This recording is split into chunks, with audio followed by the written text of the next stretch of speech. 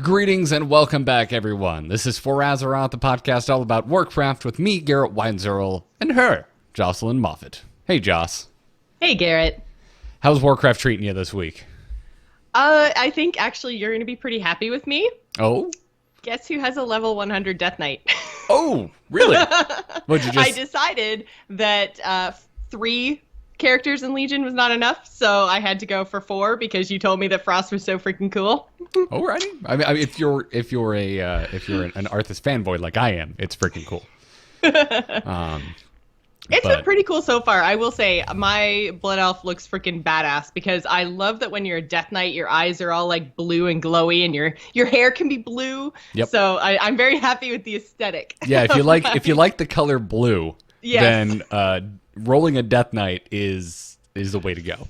Yeah, all my like armor is blue, my blades are blue. I'm in a happy place. Because I find that's like the hardest color to come by as a horde hunter. Because I've tried to have blue armor, especially like blue and gold. There's like one set of I think it's like the Hateful Gladiator armor, which is like I think tiered season like 5 or something. I don't even know. It's like super, super old. And it was blue and gold. But other than that, there's like no blue and gold armor in the game. So. Oh, I remember this set. This was from Lich King, I believe. I think so. If memory serves. Yeah, as far as blue and gold, that's yeah, I think you found your only option. I remember the Rift Stalker armor set being blue, but not so much on the gold side of things, I believe. That was a cool set. I think there was also, from Lich King, there was like a crafted armor set, but you can no longer either get the mats or the pattern. I can't remember one way or another, but I think there's like a Frost something set that looked really, really freaking cool, but you can't get it anymore. So then I became a Death Knight, and I was like, whoa. Easy mode blue everywhere. Yeah. Actually, I guess the Rift Stalker kind of has some gold accents. It's more like bone color, but it's pretty gold looking bones. Also, there's lightning on your shoulders with that set, and it's pretty cool. I do like lightning as well. Lightning effects, pretty freaking sweet. It's fantastic. Well, I went and I dusted off. I took my level 100 priest out of the garage over the weekend and went through the intro of Legion and got my Shadow Priest legendary. That is freaking cool, going down into like a broken old god-esque prison out in Tearsfall, I believe. That's where I was. And the lore behind those freaking daggers it's amazing. I love WoW Dark. I love when WoW does dark things because it's fun and spooky, and it's like Disney dark, like cool old witches and sorcerers like hanging out in the woods kind of thing. And I dig that kind of stuff. It's really the brand of fantasy that I enjoy the most. Yeah, I remember doing that too. And for me, I really love the blade in the book thing that you get as Shadow Priest that then whispers to you when you're in different places. It's very Easter eggy, the same sort of way that your Arthas Frostblades are, where, you find Arthas in different points around the Broken Isles. I was going to say the world, but no, specifically the Broken Isles. And the Shadow Priest thing is so freaking cool, especially like when you're interacting with anything related to old gods, like the Emerald Dream after you beat Xavius in the Emerald Nightmare raid. And there's just so many spots where all of a sudden like your weapon will start talking to you, and it's this whole other level of cool. I think in terms of like interactivity and Easter eggs and stuff, probably that's my favorite artifact so far in Legion. Obviously, I haven't played all the classes, but no, I'm getting there. It's kind of hard for us. We one of the most requested things I've been seeing in the email and on Twitter is like, guys, you should cover every order hall, and I'm just like, that would be awesome if I had an extra week in my week. Yeah. That's kind of the thing, because even if you do the artifact quests for all of the classes, you still have to do the class hall campaign, which is this whole other extra, basically, you have to be max level with your character to actually complete it. So in order to go through and do that whole campaign, you basically have to max out every class in the game, which is a little bit excessive, at least for this point in the expansion. I have a level 100 druid, monk, and I think one other one, as well as a rogue who's at like level 50. So I have those level 100 characters available for the most part, so I'm sure at some point during the expansion, because I went totally alt crazy in Draenor. Although I went alt crazy in Draenor because the expansion itself was so freaking boring. Legion is just like content on top of content on top of content, so I don't really know if I'm going to have time to max out as many characters as I did in Draenor, but Yeah. That's I would like to see, if for no other reason, I would just like to see all of that class hall stuff because, like we mentioned before, they really just knocked it out of the park with this one. I agree 100%. Yeah. So for me, listen, we definitely hear you, listeners. It's more of a time and a money thing. I mean, it's expensive to buy boosts, and otherwise, it's even more time to grind characters up to get to that point. So that's why we're not ignoring you. It's just kind of it's a difficult undertaking in the time and money side of things. That being said, I'm excited to like squeeze out little extra hours here and there to work on my priest, because it seems like it's pretty cool. I will say though, Order Hall not really doing it for me. No, I don't. I'm not the biggest Draenei Crystal Tech fan. It's not my favorite aesthetic. Yeah, and they are very deeply entrenched in the Naru and the Draenei and all of that. So I can see that if you're not into that sort of aesthetic. Although I like it because it reminds me a lot of the Blood Elves. So I like that aesthetic, and I like the Naru and their design quite a lot. So, but even then, for me, I did the Paladin Order Hall as my second Order Hall after I finished my Hunter. And so doing that all the way through, you actually see a lot of the priest campaign because they kind of run parallel to each other and you're interacting a lot, which I thought was really cool, but has now made me less excited to experience the priest side because I'm like, oh, I already kind of know where the story is going. Like I've seen a lot of this already. So it's a really cool idea. I like the Order Hall, but it's not up there on my list of things to do. I wouldn't mind completing the Druid. And I actually think that the Rogue one in the Underbelly could be really cool.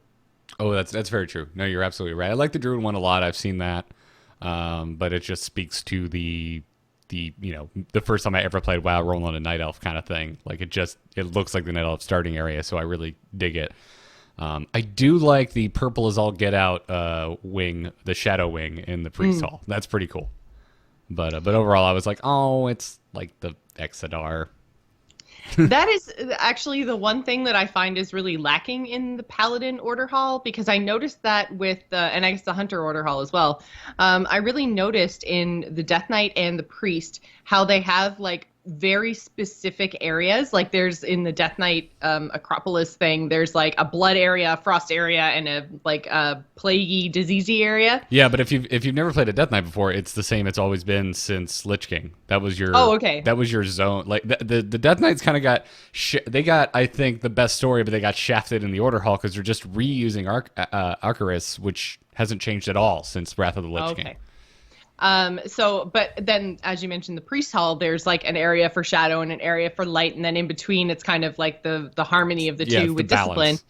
And in Paladin and Hunter, I noticed like their halls are they're very samey across the whole board, like because there isn't really too much that separates those roles in that class. Right, it makes sense, right? Like what's the different, like hunters, man? You all hunt things and you like you like animals and you like killing animals. That's what you do. And paladins are they're just paladins, man. And I'm fine with that to a certain degree. I wouldn't have minded like a Silverhand / Blood Knight section. That would have been cool. But the fact that because of the location of it, being under the Lights Hope Chapel, it looks exactly like I feel it should, given its location. Yeah. I also I don't know, I kind of dig it. I like just the old school, masonry, like chapel aesthetic. I do too. I definitely do. I love the location. It's just that I've noticed now that I've seen a few other order halls that, where they do actually have that split. Because the mage one, I think, is similar as well with the fire and frost and arcane. Again, 3 very different aesthetics. And you just don't have that in some of the classes, and those classes happen to be the ones that I main and that I've seen the campaign all the way through, and I'm kind of like, dang it. Well, I'll enjoy the Death Knight then. You're going to really enjoy it if you never really leveled one before, because Well, I did. I leveled. Hawkerus won't be old to you. I did level her, but I basically like speed leveled because I'd seen all the content before, so I was just like, I didn't spend a lot of time in anything anywhere. And when I actually did like I've had the Death Knight. I looked it up because I had the Death Knight in AIE. The AIE application was approved back in 2012. Oh, wow. So I've had the Death Knight for like 4 years and just haven't like done anything with it. Death Knight was the second class that I rolled after Hunter. So I just never really did anything with it because I was like, I only have time to play one character. How do you people play alts? But once you've caught up on a lot of the content, then it becomes easier and easier to do alts. So. Alts used to be a lot easier, Legion, as we've mentioned Yes. to nauseum. Not the most alt-friendly expansion, but it's going to be getting better in 7.1.5. Yeah, we got some news actually on some of those improvements, which I'm excited about. We got the December developer Q&A that we were promised. There wasn't a ton of new things said, and this isn't me coming down on the WoW team. I think for me, I look at it and I see the reason for there not being a lot of kind of new information being just an artifact of them being so chatty up until this point. They've kind of, for the most part, told us everything we need to know. Exactly. And this, I think, is the kind of communication that we want out of Blizzard, really. Because I know we've said this a lot about the Hearthstone team, is their level of communication has decreased like crazy over the last year to year and a half. And they used to be really chatty, but now they're really just not. Well, even then, they're chatty, but they're not telling us anything new, I think is the thing. Is they're not actually giving us anything of substance. And that's kind of why I feel like what this Q&A kind of sunk into a little bit, but at the same time, it was just these little kind of mini clarifications. It was very much a one-on-one talk, like WoW team to the community, and that's fine. I think this is great because what we're getting here is their actual thought process. So they basically said like, okay, we told you what we were thinking about before. We're still thinking about those things. Here's how those ideas have progressed. Like we're getting their like granular ideas of what exactly they want to do with the game, which I think is what we want to hear. And it's what the Overwatch team and the Heroes team have been getting really, really good at. So I'm glad that the Warcraft team is kind of, taking that same vein of communication and saying like, okay, this is how we want to approach things as well. And here's all the little things that we're thinking about and doing. And particularly with secondary stats, because that's the big concern for the entire community. Yeah, absolutely. So we're gonna talk about some of the highlights. We obviously aren't going to cover the entire Q&A. You can go watch it. You can go read recaps. We have a link to one from MMO Champion. But let's start with talking about what they spoke about on secondary stats. They discussed the concern about crit heavy specs again. They said that these changes should not really hurt you. Yes, your crit percentage will go down. That will absolutely happen. But they said it should be offset by the extra primary stats that you'll be picking up as a result of these changes. And we talked a little bit about this last week as well, because there was some chatter around Twitter, I believe, about this. So there's that. Don't be too concerned. They said, for the most part, a 15 item level upgrade should be a blind equip. You can just trust that it's the right thing to do. They said most 10 item level upgrades should also be the same, but once you get below that, it may come down to stats or sockets. And that to me makes sense. Like I should be able to look at an item and say like, okay, I have a socket on here, which could mean a bonus, 200 to crit, or basically whatever stat I want, I can throw onto this item. So that should weigh a little bit more heavily than potentially an extra like 50 intellect. So right. I think it's going to work out to be like those are the kind of decisions that you're going to have to make. And I think you should if you're going to be in a min-max kind of a situation. But I think that you should then also, the flip of that is be able to say like 10 to 15 item level. Of course, I want that, like regardless of what else is on it, because, even though there are secondary stats, which are like, there's basically like a priority order for every spec, like crit is best, then haste, then mastery, then versatility, or however that shakes out for your spec. That doesn't mean that whatever the last thing is does nothing for you. It's just less effective than some of the other secondary stats. So with everything kind of being squished and brought back into line to where secondary stats should be, means those differences between the secondary stats on each different spec are going to be smaller. So it's not going to be like a huge like downfall if it has like your bottom two stats on it. It should still be good, just getting that huge boost in your primary stat, which makes sense to me as a player and as a like gear person. That makes sense. That's how it should work. Yeah. They also said that there's still a lot of number tuning that has yet to happen, so keep that in mind if you're on the PTR. And they kind of, in closing, said, overall, your raid group should have the same or a slightly easier time after 7.1.5 drops compared to the week previous to the patch. So, yeah. They also I'm excited for that because I know our raid team specifically has been struggling with Odin. That guy is a dick. He's really, really hard in Mythic, and he's really, really hard in Raid. And I just wish he would be like, all right, you know what? With all of the different things that you've done, you champions, you're worthy. All right, I'm going to stop electrocuting you. From a lore aspect, I agree with you. From a game design, this is a Raid, it should be hard aspect. It's, correct. Have you actually raided Trial of Valor yet? I haven't done anything. I haven't done any raids other than LFR. Oh. I've done it in LFR, but that doesn't count. That Hellia fight, though. Oh my god, the effects in there are so freaking cool. Have you done it in LFR? So you've at least seen it? Well, no, I've seen videos because I watch a lot of the Mythic teams do them, but I haven't actually done it myself because, my raid team isn't there yet. So when the boats come in on waves, what a freaking cool! What an accomplishment! Good job, art team. Gorgeous. I think the Hellia fights, actually, both in the dungeon and the raid, have probably been my favorite of the expansion. I think that they're really, really cool. I love all her tentacles on the side of the boat and stuff. Just that whole fight in the dungeon, and then, like you said, with the waves coming in and having to get up and out of things and kill ads and all the rest of it. It's a very dynamic raid fight as well. So I think they're probably she's my favorite boss so far out of the expansion. It's easy on LFR, but you still have to do the mechanics. And as a tank, which is, I did it for the first time as a tank this past week, and again, I'm blanketing all of this under a big thick. I know it's easy, but it is cool and it is fun. As a tank, having to deal with that many ads during the ad phase, you just feel like a badass, and I love it. I'm just you, all of you, let's go, and I gather them all up, and everyone's burning them down. It's everything I've always wanted as a tank, and I really dig it.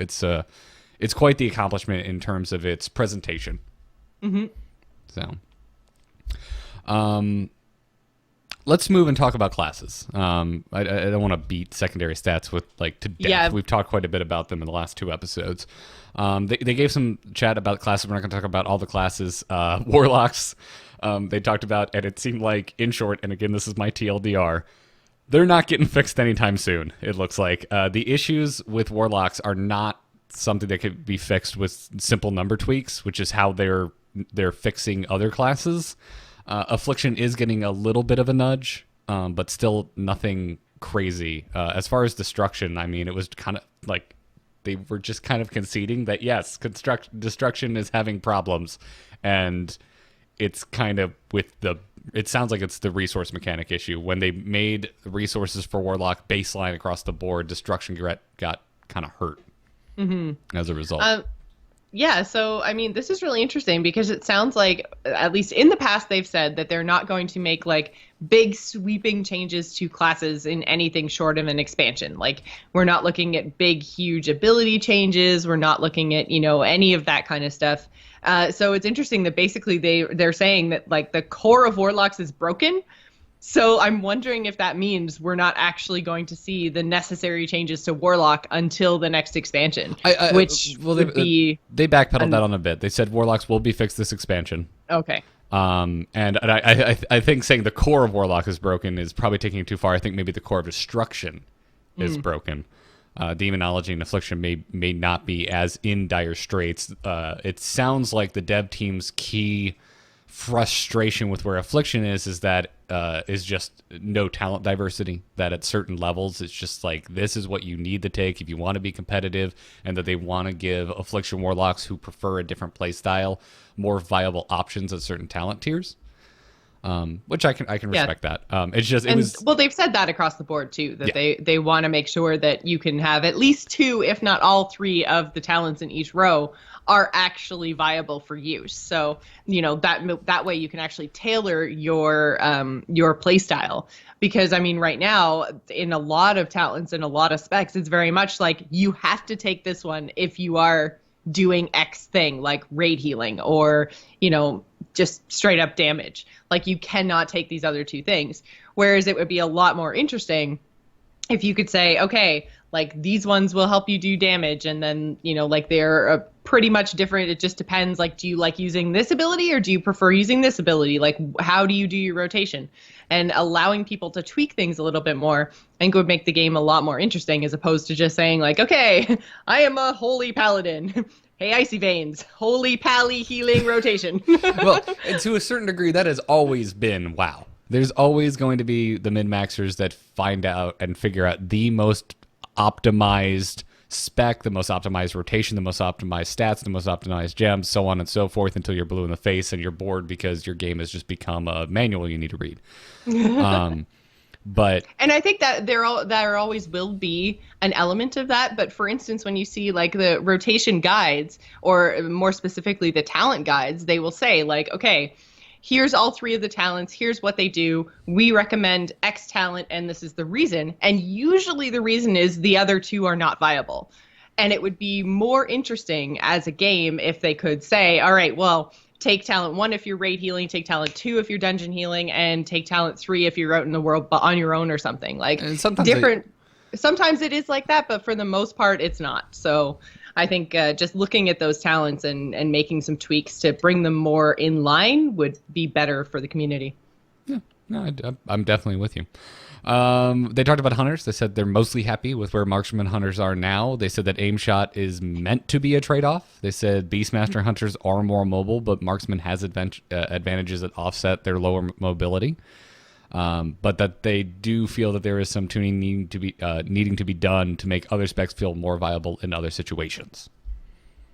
Yeah, that makes sense. I can see that. I know that I've seen, like, marksman hunters, I've seen complain a lot about the fact that they basically can't move when they do their damage. But the thing is, if they can get themselves in a good spot where they don't have to move for a few seconds, their damage is, like, astronomical.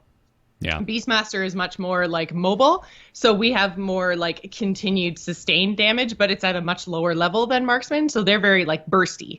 Mm-hmm. And then survival, I don't know, survival just, it's the most fun in terms of like mechanics. If you guys are a rogue and you have a grappling hook, then you know what I'm talking about, because hunters have survival hunters have basically the same thing. They can like grapple to their prey and then like stab them with the pole arm, and it's super cool. But yeah, damage wise and raid wise, there's not a lot of people making use of them right now, which is unfortunate. Yeah. And then as far as rogues, they said that Roll the Bones will not have the RNG lowered, despite requests for that, and because the ability is themed around rolling dice and is something signature to Outlaw. They did say that they want to continue to improve Slice and Dice, however, so that there's another viable option at that row if you don't enjoy the gameplay of Roll the Bones. And this is just one of many along this theme. Like I talked about with Affliction Warlocks, they want to figure out Soul Effigy, because right now that's kind of the required talent, just like it is with Roll the Bones and Rogues. And down the line, there are even more classes where they're just like, yeah, we want a little more talent diversity at this level if this isn't the way you want to play. Well, and I think the big issue with Roll the Bones, and the reason that people want the RNG lowered, is because there's such a difference between the buffs that you get, right? Because you essentially roll dice, and whatever the dice roll comes up as, that's the buff that you get. And some of them are really, really good, and some of them are not so good. So again, this comes down to kind of bringing those in line a little bit more. Like, you still want to have like a good outcome and a bad outcome. But I think right now the good outcome is too good and the bad outcome is too bad. So there's too much of a variance there. So I think they just need to kind of bring that in line a little bit more, because you do still want to have a little bit of RNG so it feels like you're rolling dice. Like, you don't want to lose that, because otherwise it just becomes like a push button buff and it doesn't matter what it comes up as. And that's not really fun. So you do want to have a little bit of a change, but the thing is, like, you don't want your damage to fluctuate as much as it does. while you wait to roll bones again. Yeah. No, I agree. Artifact power and knowledge. All right, let's talk about that. Making things a little better for alts. They said the current plan is, if you were wondering, and hoarding artifact power is to create a system that will not reward you in any way, shape, or form for holding on to your artifact power until 7.2. They said there will never be a reason to sit on artifact power. So yeah, even right now, your artifact power amount is assigned at the point that you get the item. Yes. It's not like assigned, based on your artifact power when you use it. So it's not like holding on to it makes it keep going up and up and up. Right. So there's no reason at all to hold on to it. It's just get it, use it. Yeah, don't do it. Your artifact it currently does not scale with your artifact knowledge, so I wouldn't assume it would scale whenever catch-up mechanics are implemented in 7.2. Yeah. Or actually, it sounds like 7.1.5. They said in 1.5, you're going to be able to catch up on alts much faster, because if you are, for example, artifact knowledge 20, you can buy artifact knowledge 15 for your alt. Which is amazing. Yes. Because, it takes you 4 days, I believe, to earn 1 level of artifact knowledge. So essentially, by getting 5 levels of artifact knowledge behind, artifact knowledge 20, that's 20 days. So you're basically then 3 weeks behind someone who started at day 1, because I think my hunter is currently at 20, I believe.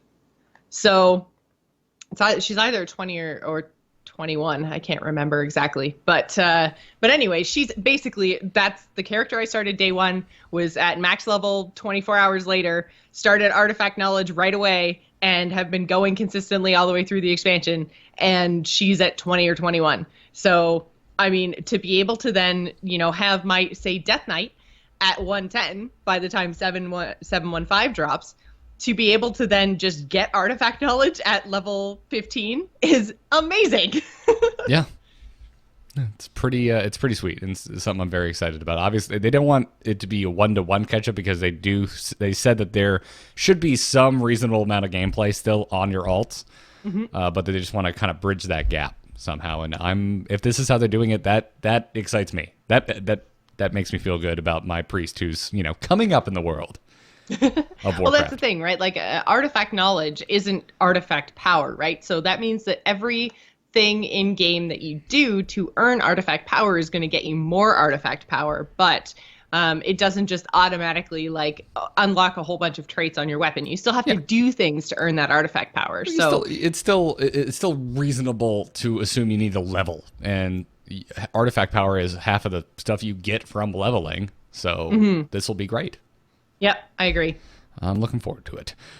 They also spoke a little bit about legendaries. They made a lot of concessions about the feel bad moments getting suboptimal legendaries, but they didn't really talk a lot about how it's going to get fixed. They kind of just it said the same stuff we've heard again and again. This is where I definitely kind of got the exhaustion of, maybe, okay, maybe they've spoken enough about legendaries, because it doesn't sound like there's much new to say.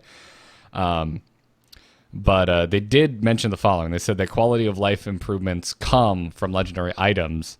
And they kind of likened it to set bonuses from tiers, and that most set bonuses are things players would like to have baked into their class, and that's kind of how the game has worked, and that maybe in the future these effects will be baked into the class. No real timeline given to when that future may arrive, but I thought that was interesting. Well, I have really enjoyed what they've done with artifact weapons in this expansion. I've liked basically the buffs to all my abilities based on which talents on my artifact I choose to level up. And again, choice is what it really comes down to. Is I felt like with my artifact weapon, I was able to say okay, here's my playstyle. This is the thing that I do. I'm going to, and again, you can find, like Garrett mentioned, the whole min-max thing. You can find the different paths you should take to level your artifact weapon most efficiently. But I felt like I was able to go through and decide how I played the game and choose my traits on my artifact based on that, which was really great. I feel like they balanced the artifact weapon traits quite well. So, I wouldn't be surprised to see some sort of a system like that, or I hope there will be a system like this, even though it won't be tied to artifact weapons because we already know those are going away. But in the next expansion, this is the kind of thing that I like. I'm really enjoying leveling up my traits and my artifact weapons. So I hope to see more of that. And in terms of like legendaries themselves, it's actually really funny because I saw a thread on Reddit that was basically saying, if you already have 2 to 3 legendaries for your class and they aren't the best one, they're not the one that you want, it's actually worth your time to start a brand new character and level them all the way up to 110. Basically start over, because you'll have a better chance of getting the legendary you want on that brand spanking new character than a character that already has legendaries, which is insane. That's awful. So yeah, they've clearly done something wrong with legendaries, but I think they're getting the whole baking things into the class through a system like artifacts, I think works really, really well. So yes. I don't know. I still feel like if we had like one legendary, like if there was just a paladin legendary, that even if they made it a drop, that would still be kind of okay. But just like one thing that didn't have like the class or the spec specific like procs and things, I think it would be a lot better. Because then it's just like once you have it, yay. When it drops, you're excited because it's a legendary, and then you've worked for it because, you know, like whether it's I don't necessarily like the big long legendary quest lines. I like that you can get it just through whatever activity it is you like to do. So if that's dungeon bosses, if that's, you know, quests and discovery things, like there's a lot of different things that you can do in the game that might give you a legendary. And I like that better than saying you have to PvP and raid and dungeons and, you know, kind of trying to force people into roles that they don't usually enjoy. I think this system is better, but I think that there are too many legendaries, which creates too much variance in a system where you only get a few drops. Yeah, there's too much of a power gap between the bad versus the good. So. Well, and then it's not even the power gap, but then it's the fact that if you get the bad one, then your chances of getting the good one just drop like crazy. Yeah, it it multiplies the feel bad moment because you're like, oh no, I didn't get the one I want, and also this bodes really poorly for me finding the one that I want. Exactly. Yeah. They also said that over time, the team will continue to increase the drop rate of legendary items, so someone who starts the game later this year will be more likely to get their legendary item than someone did back during Legion launch week. So, good. Good. Yep. All good stuff. Again, very catch-up-y for alts. Yep, indeed. And there was just some extra fun stuff this week. With the first player to earn all of their artifact weapon traits has emerged. I guess it's Ceril, which I'm probably not pronouncing correctly, in EU on the Maelstrom server. Finished all of the artifact weapon traits, and this was accomplished by chain running Mythic Plus dungeons, earning Ceril the 65,256,333 artifact power that was required to get every trait unlocked. Wow. That's ridiculous. That's all I have to say to that one. It's just wow. Also, I had just assumed someone had already done this and I missed the news. So I found it amazing that this happened last week. Yeah, and which really speaks to the amount of time that it takes to actually max out your artifact weapon. Like, because we're September, October, November, so 3.5 months, I guess. No, 2.5 months. Wait, hang on. Came out August 30th, right? So end of September, end of October, end of November. So yeah, 3.5 months. That's crazy. That's crazy. Yeah. And then there were some surprisingly fun lore tweets coming out of different employees over on the WoW team. The creative director, Alex... I'm just going to say Alex A, because I don't want to disrespect him by horribly butchering his last name. He was asked on Twitter if fel magic could be used to heal as well as corrupt. And he said, definitely, if you're a fel-based creature. Otherwise, it's going to leave a mark. I love that. It's very cool. And then senior game designer Jeremy Fiesel, a.k.a. Muffinus, kind of did a blast out to Death Knights and Priests. To Death Knights, he asked, what makes you feel like a DK? Do you consider yourself kind of evil? Would you raise a soul against its will? And I would answer, yes, to all. Yes, all of this. Yes, I consider myself evil. Yes, I would raise a soul against its will. That's the entire reason I rolled a Death Knight. So, okay, I have a question about this. Why do you consider yourself evil? Because I feel, as a Death Knight, that I'm almost like too good because I've like seen evil, I've been evil, but now I have my own free will and I've chosen good, as opposed to like a class or a race where good is already expected of me. So I feel like it's even more of a change to now be fighting on the side of good. So I'm really interested to know why you still consider yourself evil, or why you consider Death Knights evil. I'm not saying that I consider all Death Knights evil. I'm saying if I were role-playing mine, he would be an evil bastard. I see. Because that's the fun. Why else be a Death Knight? Why would I want to be a Sith that like tries to err on the light side of the Force? Like the whole point is like if that's the fantasy you aspire to, and I'm not saying that your fantasy is wrong. I find it extremely interesting actually, and I would love to role play World of Warcraft with you as your like lawful good Death Knight. I would find that very interesting. But the whole reason I'm drawn to the class is the Arthas fantasy, right? I want to be that guy that when I show up, the light dims, you feel happiness drain from your body, and like shit has hit the fan. Like the harbinger, this force that wields the souls of the fallen has just shown up. That's what I want from my Death Knight. I want spikes. I want skulls. I want the screams of people who are already dead to return. Fair enough. Yeah. So you essentially want to take over for Arthas, whereas my Death Knight is more along the lines of like, did you ever watch Buffy? Tried to. I couldn't get past the first season. Okay, well, basically in Buffy, there's the character of Angel, and he essentially was super evil, taken over by the demon vampire and blah-de-blah-de-blah. But then had his soul returned and is essentially trying to atone for all the things he did in the hundreds of years that he was an undead terror.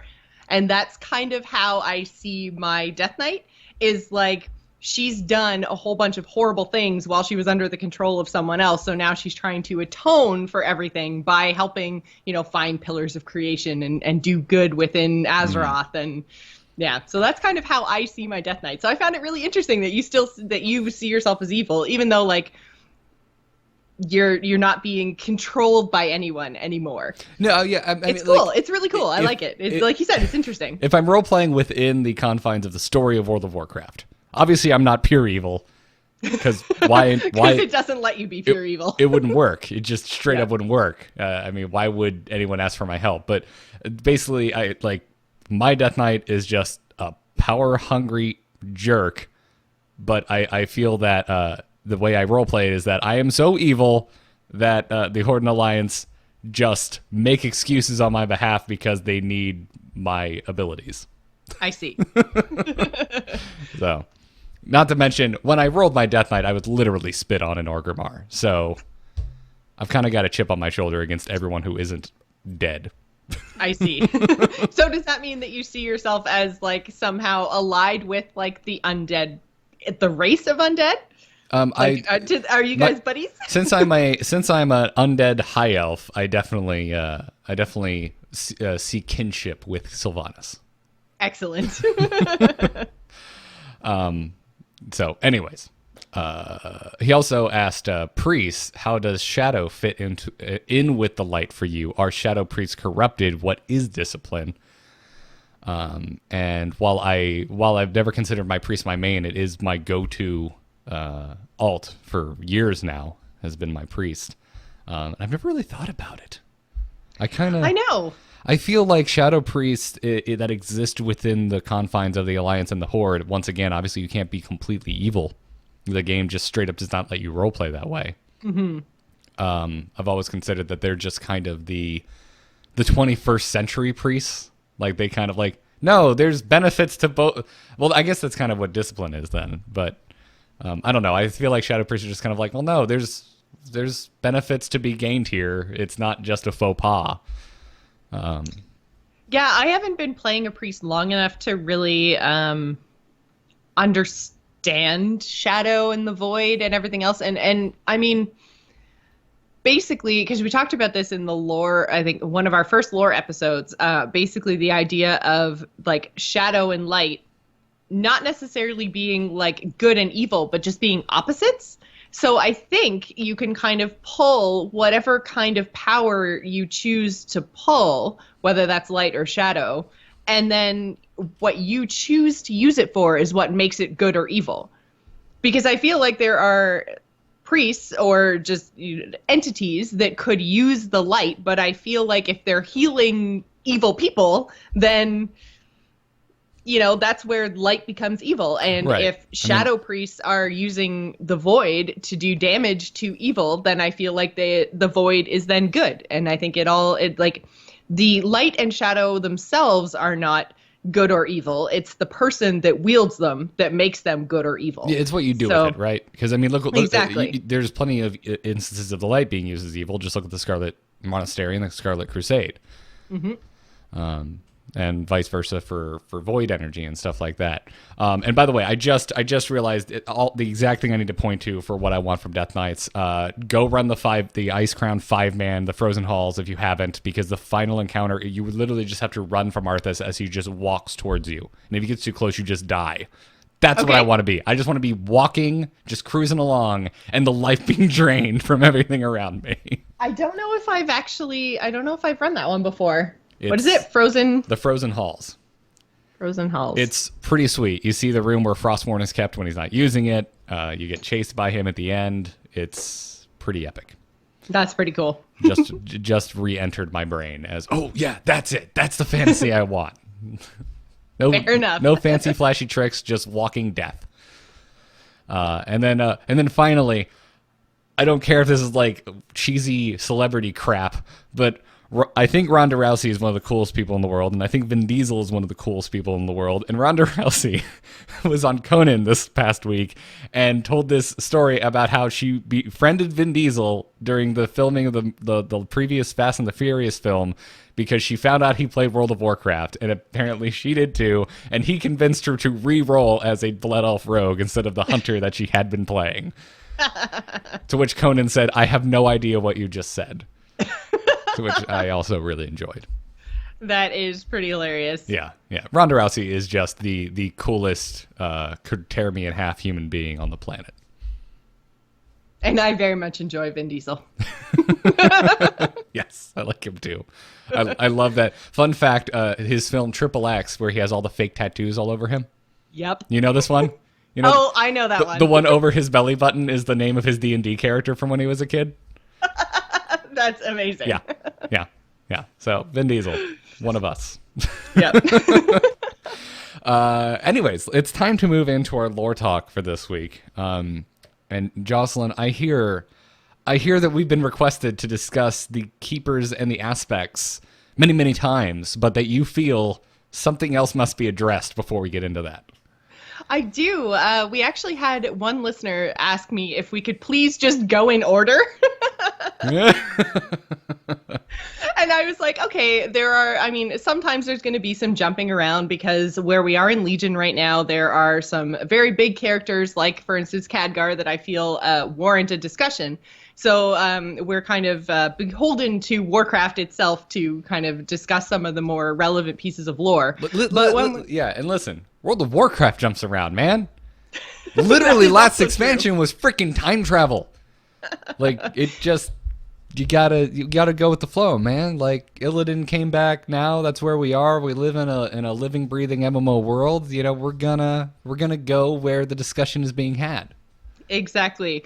Although I will say, as much as Draenor was kind of meh, and I'm like not usually a big fan of like time travel and alternate timelines and everything else, the story we're going to go into today, which is the Black Empire and the Ordering of Azeroth, I cannot even tell you how cool it would be to actually like go back in time and like see these battles of like the elemental lords and the old gods, and it's just like all this larger than life conflict. It would be so cool to go back and actually experience this somehow. If we could somehow go back and experience it without messing up the timeline, then I would absolutely love to do that, because there is so much like primordial Azeroth that it's so super cool. Before all the Titans came in and kind of made everything the way it was on all the other worlds that they have found, like just before there was the influence of the Titans, just the idea of this primordial Azeroth and these elemental lords it's just so cool. So most of this, again, is pulled from the Chronicle, Volume 1. So it's pages 28 to 40, if you happen to be following along. Oh, let me pull it out. If everyone pull out your textbooks, turn to page 28, find the section marked the Black Empire. Exactly. All right, so and Tandrin in the chat room actually is pointing out a really good fact. We could do this through the Caverns of Time. Yes. I would be down for an entire expansion that is just, all right, the Infinite Dragonflight is back. This time they're screwing with the Black Empire. That's going to be the expansion. We're going back to primordial Azeroth, to a single landmass. We're doing it. Let's go. That would be so cool. I'd be fine with that. As much crap as I give Draenor, that's just because it's, honestly, I keep bringing up the word aesthetic on this episode, but it's the word that best explains this. Orc aesthetic doesn't do that much for me. I like it here and there. I get it. It needs to be not a thing. A whole expansion. Not a whole expansion of it. Yeah. Please no. Please. God, no. No more. So, anyways. All right, so we're going to dive right in. We're going to start with the formation of the Black Empire. So, as with all worlds in the universe that had been discovered by the Titans, they basically start all the same, and they are ruled by 5 elemental spirits. But since Azeroth actually had a world soul in the center of it, it consumed the 5th element, which is spirit, leaving the other 4, air, earth, fire, and water, all out of balance. So that created these giant elemental lords who were Therazane, Alakir, Ragnaros, and Neptulon, all of which we have fought throughout our time in Azeroth Mostly so far. in Cataclysm. In Cataclysm, yes, exactly. Because that was, with Deathwing, all the upheaval and releasing of the elemental lords, basically, because we'll talk a little bit more about why they needed to be released later on. But re-releasing in some case. Yes. So basically, these 4 beings and their followers and their elementals just warred for the sake of war for eons and eons. Think of it as epic giant elemental monsters version of East Coast versus West Coast rap and hip hop. I guess you could think of it that way. And then add if we also invented North and South rap battles as well. But yeah, so basically they were warring for the sake of war, didn't even really care who won, and it kind of like one would win and then would be taken down by another, and it was just this constant turmoil all over Azeroth until the old gods arrived. And as we mentioned on our previous episode, the old gods had been thrown out by the Void Lords and just basically smashed into the largest landmass on Azeroth, which was Kalimdor. I would love to see this in like a Blizzard cinematic. I want to see the coming of the old gods in full cinematic regalia. I just want to see these giant blobs of flesh and eyeballs, basically. Continent-sized tumors smashing into a planet. Yeah. That would be really, really cool. Again, we're Blizzard. We are building you your next expansion. You just need to listen to this right now. Yeah. But yeah, so the arrival of the old gods basically united the elemental lords because they were like, hey, this is our war planet. You can't have it. Gur-arg. Which I love. I love the idea of these 4 giant evil bastards getting really angry at other giant evil bastards. Exactly. So when the old gods arrived, they were, like Garrett mentioned, these gigantic organic life forms. And so they brought about organic life to the planet of Azeroth, which hadn't seen it before, in the form of the Faceless Ones and the Akir, which were strong, powerful insects, basically, who both these races just lived to serve the old gods. So the Faceless Ones and the Akir built giant citadels around the bodies of the old gods because they were basically just quivering masses of flesh and eyeballs and tentacles and grossness. Don't forget teeth. Some of them have teeth. Oh, yeah, teeth. Yeah, can't forget the teeth. Sometimes on the outside of their body. Oh, gross. Anyways, this is basically done to protect the old gods from harm. So the largest citadel was built around Yasharaj at the center of Azeroth's largest continent. And this became the center of the Black Empire. So basically everything around each body of each old gods, and I think I mentioned there were 4 of them, Yogg-Saron, Yasharaj, Cthulhu, and I'm missing one. N'Zoth. Yes. I always forget about N'Zoth because we haven't seen him in game yet. I just want to keep saying like Squid Face.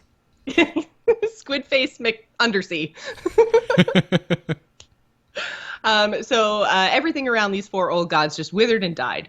So basically the elemental lords waged war against the old gods, but no matter how many of the minions were killed, just more and more and more kept rising from the old gods.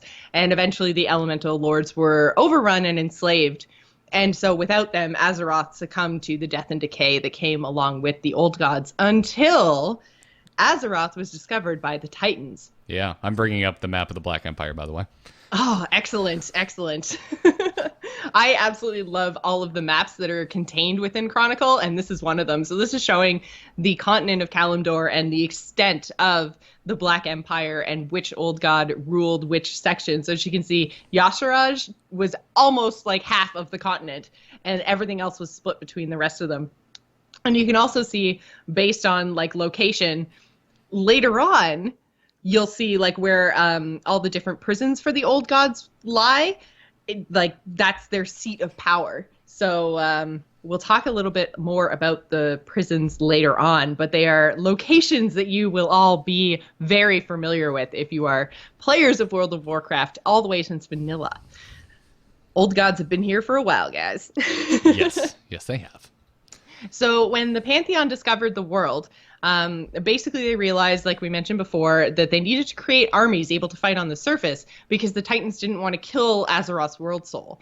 So the Titans created 2 different types of beings, and I'm probably going to butcher the names of these, but... Well, this was, correct me if I'm wrong, wasn't this a direct reaction to the Titans directly interfering and killing Y'Shaarj? No, that actually happened later. So that was first after the Titan Forged. Okay. Yeah. So they made the Titan Forge first.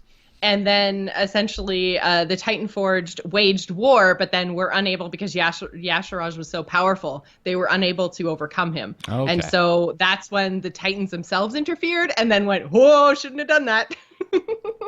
Yeah, it's like when you get really mad building your IKEA furniture and you just end up breaking it instead of, doing what you intended to do. Yes, this is like IKEA furniture. Yeah, a planet, IKEA furniture. Makes sense. So there were 2 types of beings. The Aesir, does that sound right?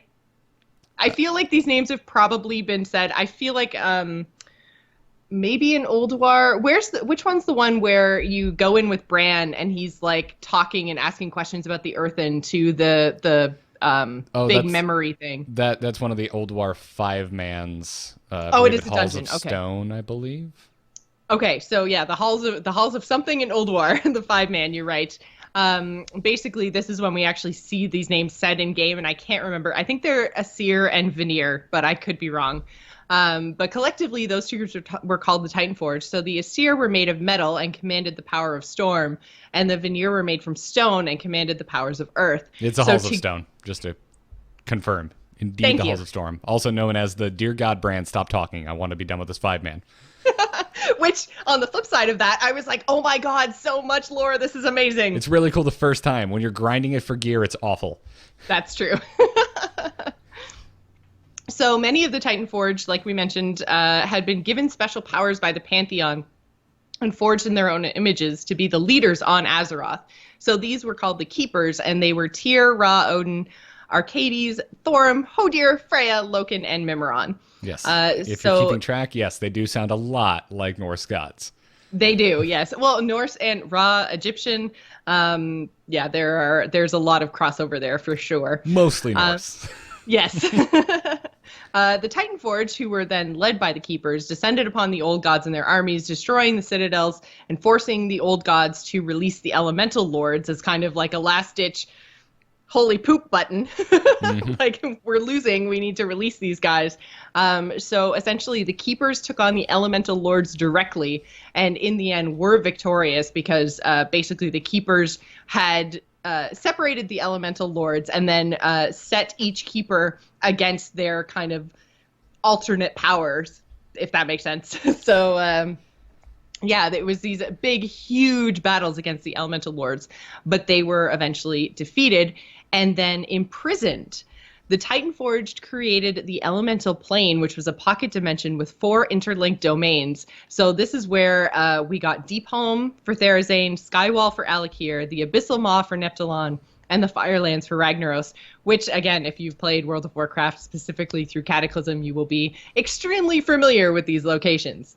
It was so cool to go visit these, by the way. I know it was kind of one of the key issues with Cataclysm was how disjointed the leveling experience felt, because one zone did not physically lead into the next. You kept going back to your capital and just taking portals. Yep. But at the same time, damn it, these places are so important to the lore, and they were so cool to go and see these locations. Yeah, I completely agree. I mean, again, I unfortunately didn't level through Cata at a time where that was like my leveling experience. Like I wasn't at level, I wasn't playing with friends, so it was very much like a speed leveling, like let me get caught up sort of experience. It honestly was. So I didn't even, and I still haven't seen the underwater one. Vazir? Vazir, yeah. Oh, it is worth going and checking out. It is a spectacle. It's an absolute spectacle.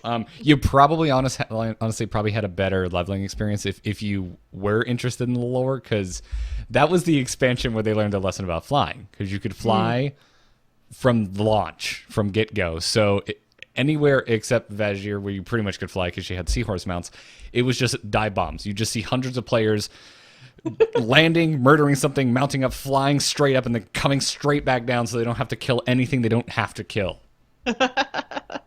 That's actually really funny. It was hilarious, but didn't really make for a good epic experience. Yeah, the zone I actually leveled through was Deep Home, which I thought was really cool because it's all like crystals and earthy stuff, and then you had the giant like Therazane's essentially like children, those big like giants with the crystals growing out of their back and stuff. Like I love that aesthetic. I think they're so cool. They're like little mini walking mountains made of crystal. I love them. Extremely cool zone. Yeah, it was very, very cool.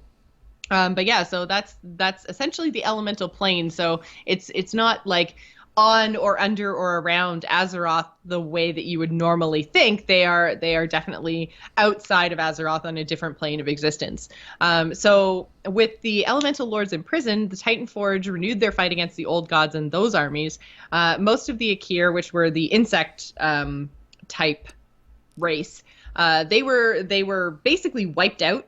And then any who were left just buried down really, really deep, and they were too weak to fight, essentially taking them out of the battle.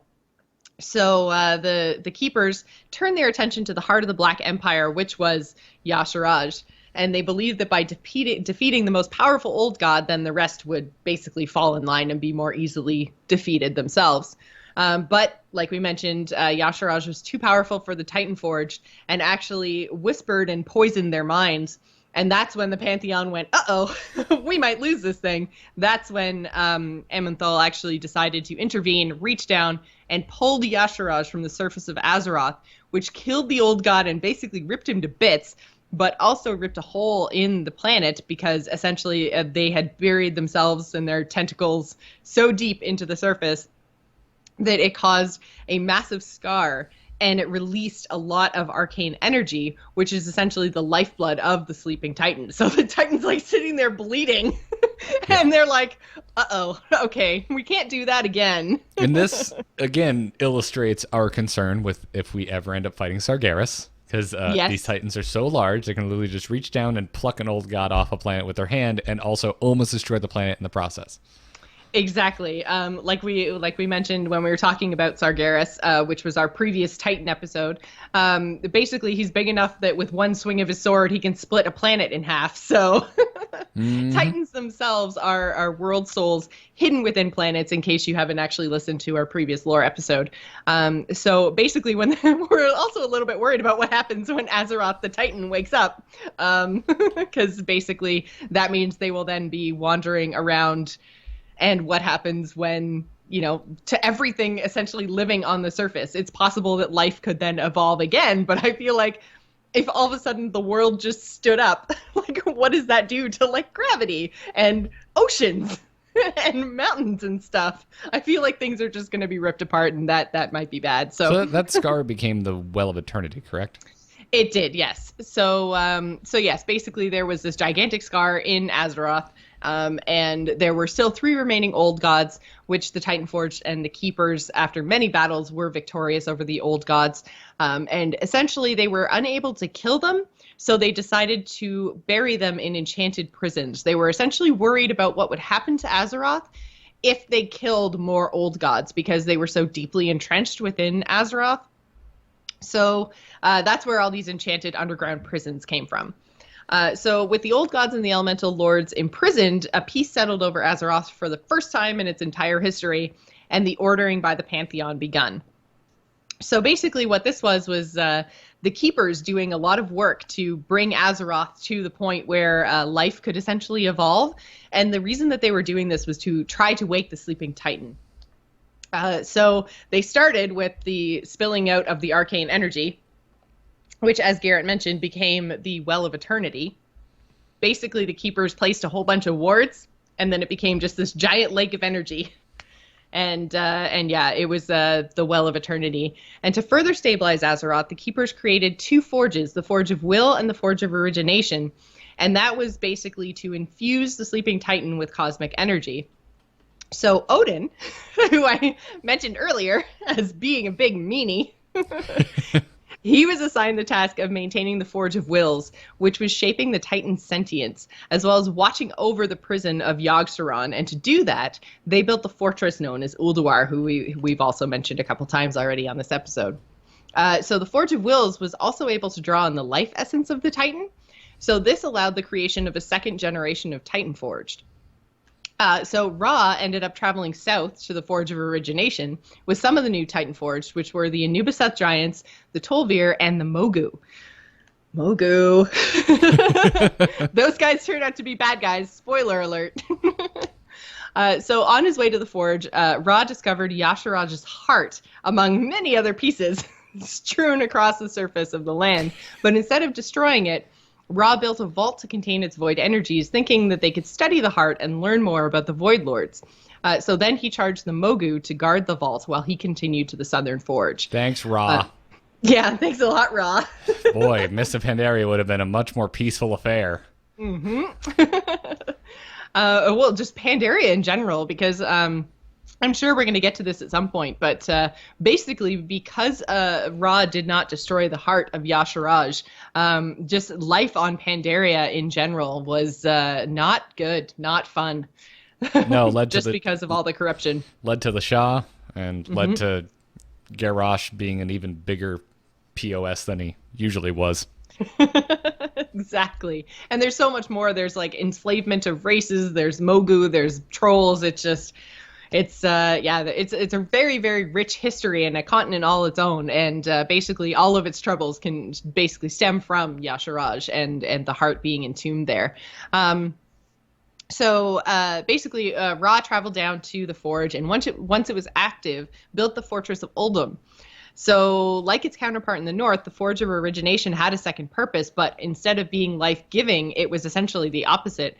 In the event that Azeroth fell to corruption, the Forge of Origination was basically what the Watchers were going to use to eradicate all life on the surface, allowing the planet to start anew. Ra then traveled north from the Forge to Silithus. I always get that. I always say that wrong because I was saying it wrong in my head the whole time I was leveling.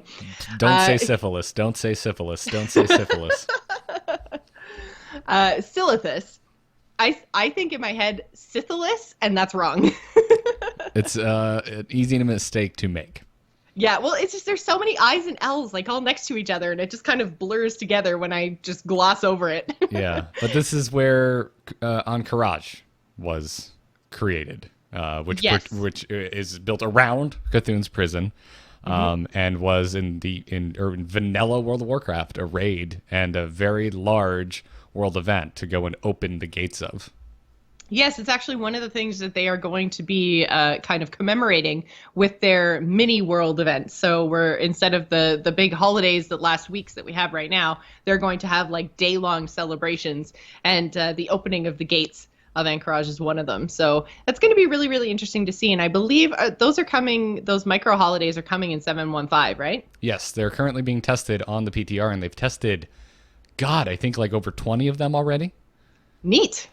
Yeah, and Encourage Remembrance Day is one of them. This is where we get to go back out to Encourage and do all of the grindy resource collecting things that you had to do to open the gates. And then whichever faction is successful, that banner flies over Encourage for a full year until the next Encourage Remembrance Day. Right, and these Remembrance Days are not server-wide, they're actually region-wide. So there will be a kind of winner in NA, a winner in EU, and a winner in, I guess, I'm so NA and EU focused, guys. I'm really sorry, but there's also Oceania? Oceanic, yes. And maybe one other region? Asian server. Yeah. So yeah, we're gonna have like one winner for each of those big regions. So it's gonna be a really, really cool event. Yeah. So get on it, North American Horde, because I don't want to see a golden blue lion hanging over Encourage because I go there so often. Yeah, exactly. This is really gonna impact my day-to-day World of Warcraft for life. A year. I'm gonna go out there every day and just be angry if the Alliance wins. So. It's just going to be Garrett's Death Knight standing in the desert staring every day. Just fist shaking. Just slash rasping all day. Anyways, sorry. Man. All right. So with both the Forges working and the Well of Eternity created, the new generation of Titan Forge began shaping Azeroth. So they were the Earthen, who crafted mountains and carved out caves, the Mechanomes, who crafted and maintained the Keeper's machines, the Mogu, who dug the rivers and the waterways, the Vicruel and the Tolvir, who protected the Keeper's holdings, and the Sea and Stone Giants, who lifted towering mountain ranges and scraped out the bottomless seas. So with the Titan Forge crafting the world, Freya actually traveled around populating the world with organic life. In order to do this, she created the Emerald Dream, which is a dimension of spirits and nature magic. And we talked about the dream quite a lot in one of our previous lore episodes about Xavius. But essentially, the dream is a mirror image of Azeroth, which helps to regulate the evolutionary path of beings that populate the real world. And in the dream, time and distance hold no sway, which defies mortal sense of reality. So there are some people who say that Freya didn't actually create the dimension, but that it was really created by the Dreaming Titan, and Freya tapped into it and tied it to the mortal plane of existence. Either way, we can basically thank Freya for our current access to the Emerald Dream. I really like everything you just mentioned, like the whole kind of explanation of the concept of the dream, of being it kind of just eludes mortals' concepts, right? Like they can't really process it except for like some key druids like Malfurion, for example. But I like that it's like this opposite of this kind of the Lovecraftian horror, because the whole thing with Lovecraft's monsters is just like it drives you to madness because you cannot comprehend the horror you're looking upon. And I love that exists here with the old gods. It's basically what they're pulling from. Old gods are very much a Lovecraftian concept, but I like that there's the flip side, that something's just so beautiful that you're just like, that we can't comprehend it. It's green, man. It's green. Like it's just so that's as far green as it goes for anyone who's not Malfurion, I guess. Exactly. So there were areas basically where energies that had been spilled from the Well of Eternity before it was actually closed, they kind of coalesced in these areas. And so Freya seeded these little enclaves with life because they were the best place to basically grow new flora and fauna. And so these areas became known as Ungoro Crater, Shalazar Basin, and the Vale of Eternal Blossoms. And from these locations sprang the Wild Gods, which were essentially colossal animals born of nature and very loved by Freya. And they traveled the world together, but spent most of their time atop Mount Hyjal, which is where Freya bound the Wild Gods to the Emerald Dream. So the Wild Gods became symbols of Azeroth's health and vitality. The other thing that came out of the Ordering of Azeroth, which is really interesting, is that some of the elemental servants who served the elemental lords, they actually escaped banishment. So when the Keepers defeated the elemental lords and banished them to the elemental plane, some of their servants escaped.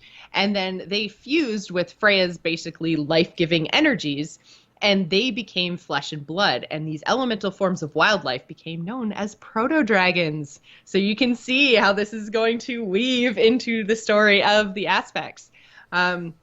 But basically, with the Ordering of Azeroth complete, the Keepers named the main landmass Kalimdor, or the Land of Eternal Starlight.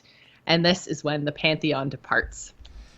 Yeah, I think the important The important thing to reference there is isn't it, or I guess because I thought the broken version is Calamador and then the full version is just Kalimdor, or have I just been pronouncing it wrong forever?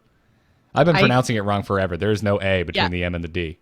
Nope. So why did one section of the broken part just keep the same name other than to confuse me?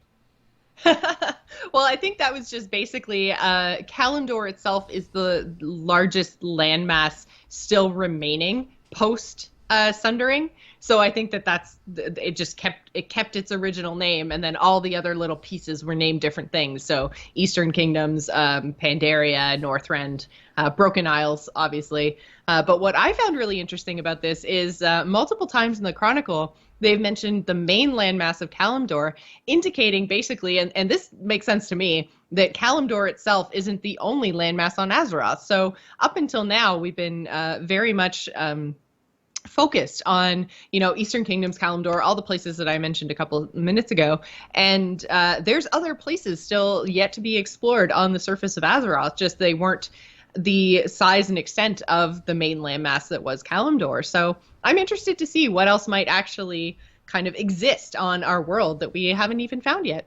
That would be pretty cool. Yeah, because we focus on the chunks of Kalimdor that broke off, right? Northrend, Eastern Kingdoms, Pandaria, and Kalimdor, as we know it today, at one point were all connected in a Pangea-like, mega continent. Yeah. But until the Sundering, until the Night Elves screwed everything up 10,000 years ago, and everything went kablooey. Yeah, sorry about that, guys. But yeah, so that is the story of the Black Empire and the Ordering of Azeroth. So that basically sets the stage now for everything that happens throughout Azeroth's history. So we'll get into a lot of other stuff. We'll get into the formation of the aspects and we'll talk about all kinds of other stuff. But I felt this was kind of a piece that was missing a little bit. This is the stuff that we skipped over when we were having our conversation about the Titans, just because I felt like that conversation was the Titans and the betrayal of Sargeras and, finding out who Sargeras was. And although this story of the Black Empire is really, really cool, it definitely would have made our Titan conversation like this big. I'm making really big arms for audio listeners. Lot to cover. Yeah. You can definitely take it in pieces, especially with the aspects. I mean, if you were like me and you mostly just play World of Warcraft, I played Warcraft 3, but mostly just World of Warcraft. The aspects weren't a thing until Lich King. Yeah. So, anyways, before we wrap up, let's take an email, and I want to remind everyone that if you would like to write into For Azeroth, or Faz, as Joce and I like to affectionately refer to it as, you can write into amovetv@gmail.com. Make sure to put WoW in the subject line. And our email today comes to us from Alisander, who writes in and says, in case you are farming Old Karazhan for Nightbane Transmog, the questline that let you summon her was removed in 7.1. It began with 2 Kirantor mages standing at the gate giving you a quest to go inside, speak to more Kirantor in the library, collect some items, and eventually allow you to use the blackened urn on the Master's Terrace in Kara to summon Nightbane. The quest givers are now in the village fighting and no longer give the quest, nor are there quest givers inside to talk to as some dungeons do. Simply go to the Master's Terrace and click the small urn at 4385. I'm so glad they gave the coordinates along the parapet. After a few seconds, Nightbane will fly out of the mountain, sweep over you, and start to fight. The Nightbane questline was an interesting storyline, interesting story of a blue dragon trying to warn Medivh / Sargeras of the consequences of his actions and being burned alive, from the inside out, by the way, by him for it. The dragon fell outside the tower and was resurrected as Nightbane, trapped in Karazhan's strange timeline. It is a shame it is no longer possible to see the story play out outside of YouTube. Yes, you're absolutely right. Nightbane was previously known as Arcanagos, and it was a blue dragon, showed up to warn Medivh of what was going on, kind of got wise as to what was actually going on with Medivh, tried to forcibly remove Medivh from Karazhan when Medivh refused to leave on his own accord, and Medivh burned her alive from the inside out. And this is a really cool piece of lore that I did not realize existed. Yes, and by dispatching Arcanagos in this way, Medivh actually left a trace of himself within the bones of this corpse of this blue dragon, and that's why she returned as Nightbane. Oh, cool. Yeah. Or sorry, he. It's a he, according to WoW Wiki, not a her. But yeah, cool little. It's just like, yeah, random boss Easter egg also has its own damn story. Died in a very horrible way. And I think that this is one of the reasons that WoW really shines is that, they don't just put in, another secret Easter eggy encounter. Like, there's a reason that Easter egg is there, and there's lore and story tied to these things. So there's so much thought and backstory put into World of Warcraft, and I think that's why it resonates with so many people is that, when you find these little Easter eggs of lore, some of them will resonate with you, some of them won't, but the ones that do make you go, oh. And it gives that extra level of depth to some of these game mechanics. Yeah, I mean, I think I said something to this effect during the Angry Instance when we did the Angry Chicken and the Instance together at the end of BlizzCon this year. But, I mean, at the end of the day, Blizzard is our Dungeon Master for the single longest campaign of multiple role-playing games we've ever played. And they do a really good job with it. And it's this type of stuff that gets me really excited. It's this type of stuff that lets us have like a 15-minute conversation based off of like a couple tweets. Like we were talking about with Muffiness asking, what makes you feel like a DK? Yeah. And I'm with you on your angel like thing, Joss, because I mean the bad guy turned good is the best character in every show. I mean Vegeta is the best character on Dragon Ball Z. So yeah, I get it. Okay. I get it. Go watch Dragon Ball Z. All right. You're missing out. You're missing out. Watch Kai, because then it will cut out like 100 episodes that just don't need to be there. Fair enough. Anyways. Thank you, Alessandra, for writing in. I believe Alessandra also sent in a rebuttal for the bombing of Theramore, written like in character as like a Horde sympathizer, and it's hilarious and warmongery as hell, and I love it. Basically saying like, hey, the founding of Theramore is basically a declaration of war, so there you go. And also invoked slave orcs and all that stuff. I get it. Okay, I play Horde, guys. Anyways. That's going to do it. Again, send your emails to amovetv@gmail.com. Subject line WoW if you want to get a message into the show. If you'd like to help out For Azeroth and get us some new listeners, go over to iTunes. Leave us a 5-star review if you're enjoying the show. We've got some new ones this week to thank. Thank you to #Josh, because just Josh would be too much. Shiraria? Shiraria? It's like a song. And Rondi R, who wrote, this has swiftly become my favorite WoW podcast out of them all, which I take as extremely high praise considering the first damn podcast I ever listened to was a WoW podcast. So thank you for the kind words, Rondi. You can subscribe to us on iTunes or over at youtube.com/amovetv, and also basically anywhere else podcasts can be found. You can catch us live Monday afternoons at 12 p.m. Eastern Time on twitch.tv/amovetv, and also live on just about any device, thanks to alphageekmedia.com. But when you're not doing For Azeroth, Jocelyn, where can folks find you? You can find me on Twitter and Twitch. I'm at Joss Plays. You can find me right here on twitch.tv/amovetv every Wednesday night for my general gaming podcast, which is called The Gamers Inn. And you can also find links to everything I do at jossplays.com or amove.tv, including our now full set of Embrace the Spoilers for Westworld. If you guys are fans of Westworld, go check it out because we had a lot of fun recording it. Yep. And we won't be doing one for a while, so yep. go and enjoy that and savor it. Take it in slowly. You can find me on Twitter at Garrett Art. If you need graphic design work, go to nomoonart.com. That is my graphic design portfolio, and that's where you can also contract me if you need something designed. Other than that, everything is at amove.tv. This show, Embrace the Spoilers, which Jocelyn mentioned, The Angry Chicken, where you can also hear Jocelyn and I talking to each other, as well as that third gentleman, Willa Dills Gregory, and plenty of other shows. Check out Into the Nexus. Check out The Angry Nerd. Check out whatever the hell it is that catches your fancy over at amove.tv. That's going to do it for this week's episode, but until next time, may your blades never dull.